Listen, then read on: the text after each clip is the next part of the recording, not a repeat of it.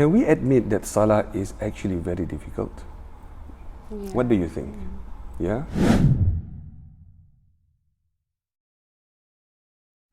It is, most certainly. I mean, it takes a lot of our time, in all honesty. You got to break away 5 times from your routine to actually attend to your prayers. And yet, Allah subhanahu wa ta'ala emphasizes time and again in the Quran that it is the most important thing that you should start first as well as you should end with. And that is where Surah Al-Maarij comes into play. Let's take a look at Surah Al-Maarij, ayat 22 until ayat 34.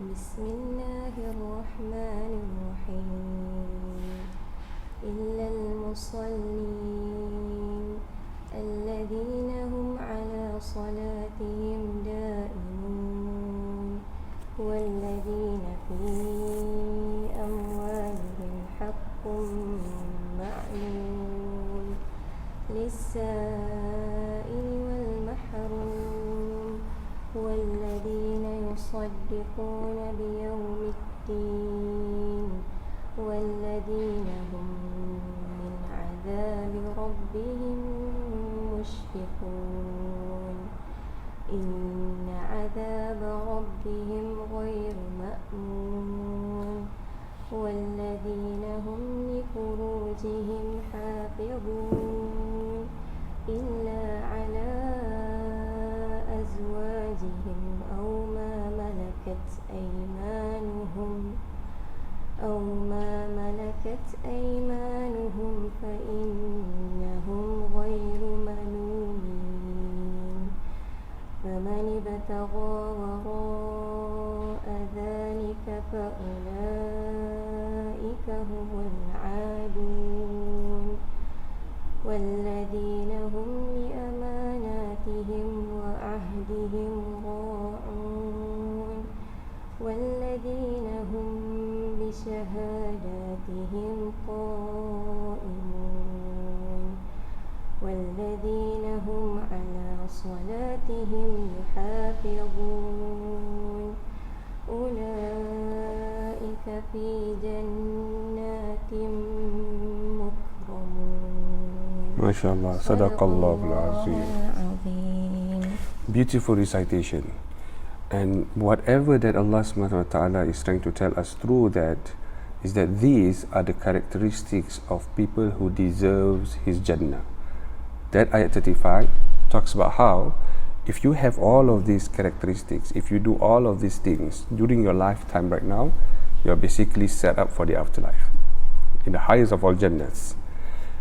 But again, it's quite a lengthy ayat, right? So, despite all of these characteristics, if we are going to take a look at it, do you actually remember all of those things that Allah was trying to say? It's hard. It's hard, right? It's long. Okay, fair enough. But if you are going to, if I'm going to ask you, what was the first thing or the last thing that Allah subhanahu wa ta'ala said anyways, what would you remember? Do you remember them? Prayers.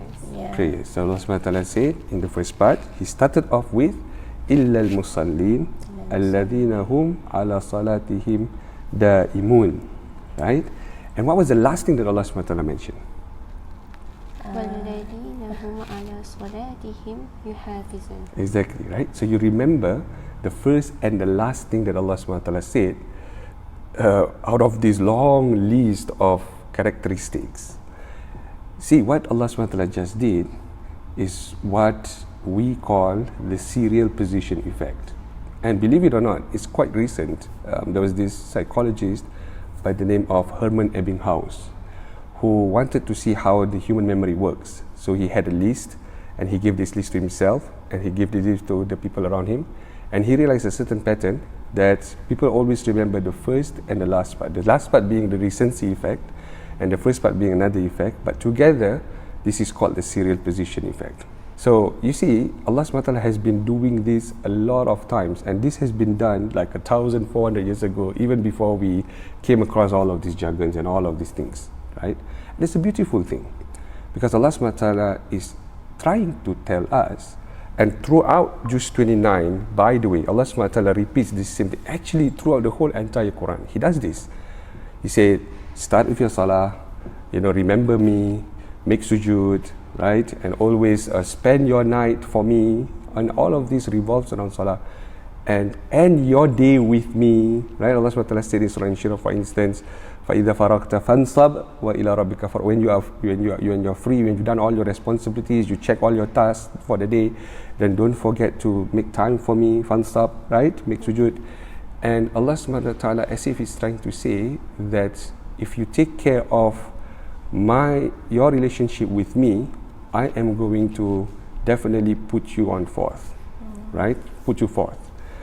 But it's more than that, you see, because at the end of the day, if you are going to analyze the checklist that Allah subhanahu wa ta'ala is telling us, right? Let's take a look at what He says after Salah. He talks about all the things that you need to do with regards to His creations, right? وَالَّذِينَ فِي أَمْوَالِهِمْ حَقٌّ مَعْلُومٌ لِلسَّائِلِ وَالْمَحْرُومِ. And those who remember that their wealth should be shared to the ones who ask and the ones who are deprived of it, right? And Allah subhanahu wa ta'ala also talks about وَالَّذِينَ هُمْ لِفُرُوجِهِمْ حَافِظُونَ, and those who takes care of their chastity. Again, this is with regards to His creations. وَالَّذِينَ هُمْ لِأَمَانَاتِهِمْ وَعَدِهِمْ رَاعُونَ, right? You make a promise to someone, you got to fulfill it, right? And then magically Allah subhanahu wa ta'ala ends with Salah. After starting with Salah, and in between He talks all about that. It is as if Allah subhanahu wa ta'ala is trying to say that if you put me first and you take care of your relationship with the Creator, then He is going to take care of your relationship with His creations. There are many other ways on how you want to do Tadabbur. So that is one way to look at it from the linguistic perspective, right? The serial position effect. And furthermore, another way to do Tadabbur is to actually take a look at this particular topic about Salah and compare it with other parts of the Quran that talks about it. And you know what is one thing that Allah subhanahu wa ta'ala talks about the Salah in other part of the Quran? He said that inna salata tanha anil fahsha'i wal munkar. That Salah is going to prevent you from doing something that is immoral and something that's shameless, right? And usually something that's immoral or shameless is with regards to yourself or with regards to the creations, right? It's not much about the Creator. And all of this is basically in the checklist in between the Salah, the beginning and the end.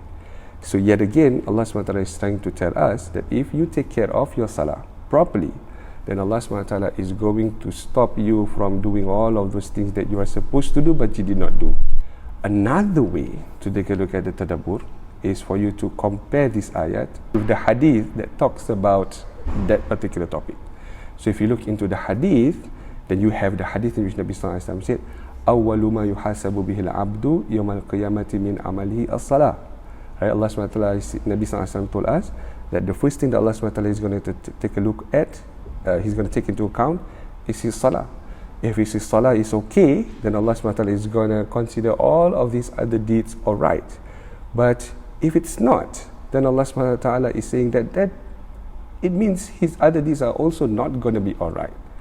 And when you compare this with ayah, the way Allah subhanahu wa ta'ala did it at the beginning and the end, it's as if to say that if you are going to do everything, make sure that you are going to start with your Salah and end with your Salah, because it is going to sort of protect. It's like an insurance for your whole entire deeds. What makes the Quran magical is not just the message, but the way how the message was delivered. I like the way when you mentioned about Salah and then the relationship with others, right? It reminds me of an ayah about hablu minallah, hablu minannas. Yeah. So and then when I do work, I am working. So in my daily life, I do find hard to find the time to do Salah during my work time. But when I remember that when I pray, it's basically I'm taking care of my relationship with Allah, and Allah will take care of my relationship with others. Exactly. I mean, this ayat, if you want to visualize it, I mean, imagine you take this whole entire ayat that you just read, and imagine you want to visualize it. You know how I would visualize it? I would visualize as if I am on a tightrope, right? And you know, people who walk on tightropes, they have this long pole that they have to hold on, right? And probably I have something on me as well, and these are all my other deeds. And what's going to balance me on this tightrope is the salah that Allah SWT mentioned begin, الَّذِينَ هُمْ عَلَى صَلَاتِهِمْ دَائِمُونَ وَالَّذِينَ هُمْ عَلَى صَلَاتِهِمْ يُحَافِظُونَ. Right? So it's nice. It's a balance. It just goes to show that no matter how busy you are, you're never busy for your Creator. True. Right? Because that's what is going to keep you in balance anyways. How about those days that we miss our prayer? All right, okay. Are we not counted? That's a very technical question. It's a very thick question. And there are two opinions actually. The scholars, there's group A and group B, if we may. So one group of the scholars, they mentioned that you have to replace the salahs that you have missed, right? And the scholars, they are coming from, because salah is the most of of paramount importance, that whatever it is that you are going to do, if you don't precede it with salah, then it's probably going to be burnt, right? So they say that you have to replace salah. They are using the same hadith that we mentioned just now. And then there's another group of scholars, on the other hand, who say that no, you don't have to do it. You just have to look forward to the next one and make sure that you're going to take care of the next one. And they came up with sort of like a very nice analogy. I'm going to paraphrase what they say. So what they are trying to say is that salah is like a golden ticket that you get, that every Muslim gets, every single time the time comes in. So for instance, Zohar is at 1. So every Muslim has a golden ticket. But this golden ticket has a very expiry date. I mean, that's why Allah SWT describes the salah as Inna salata kanat ala al-mu'minina kitaban mawquta. That salah is prescribed on the believers at specific times. You know, it's like a limited offer, if you may, right? So you have to use it during the time that it's subscribed to, that it's meant for. And if you miss it, then it's as if you have already the golden ticket has already expired, and no matter how much you try your best, if you give it to any other cashier, they still won't accept it because it's already expired, no matter how golden of a ticket it is. Right? So using this analogy, of course they're backed by their own arguments, their own hadith and their own ayats. They say that is how salah is so special that you have to really take it at that particular moment. It's like a big container that you have to start with. And this container of salah is going to be the one that you are going to put all your other deeds in. And so you have to take care of the container, otherwise there's going to be a hole and you're going to lose everything while you're on the way to Allah subhanahu wa ta'ala. And you find yourself with nothing that's going to hold weight. Right? So I hope I answered your question. Thank you. That salah is difficult. Okay, jap. Sister tengah nak duduk. Okay. Okay, we can begin, huh? Okay, awesome. Thank you. Just Thank nice. you. All right, there you go. Okay, so thank you so very much.